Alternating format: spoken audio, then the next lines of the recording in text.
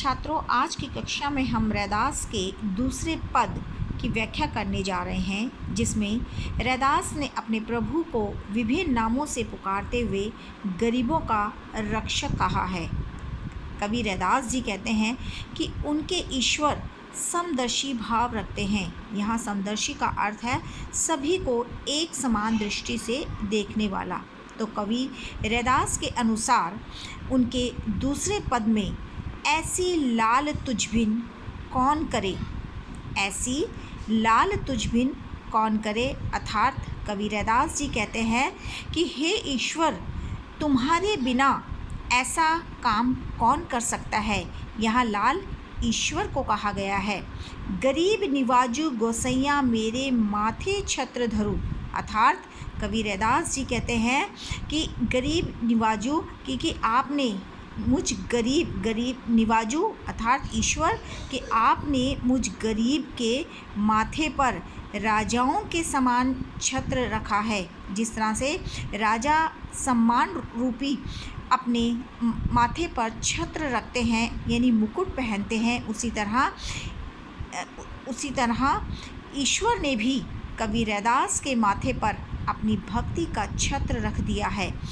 जाकी ज्योति जगत काऊ लागे, तापर तू ही डरे, अर्थात हे प्रभु, मैं वो नीच हूँ, वो निम्न जाति से संबंध रखने वाला एक तुच्छ व्यक्ति हूँ, जिसके स्पर्श से भी लोग दूर भागते थे।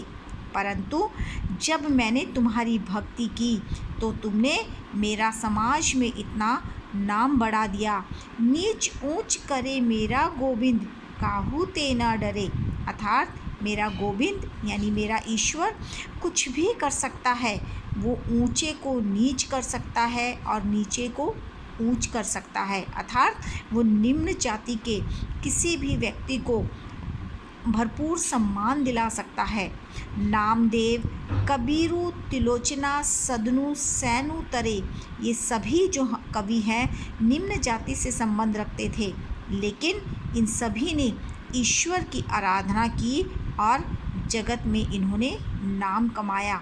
ईश्वर की आराधना करने पर ही इन्हें संसार में इतना सम्मान मिला कि हम आज तक इनको याद करते हैं। कही रविदासु सुनहु रे संतु, हरे जाते सभी तरे।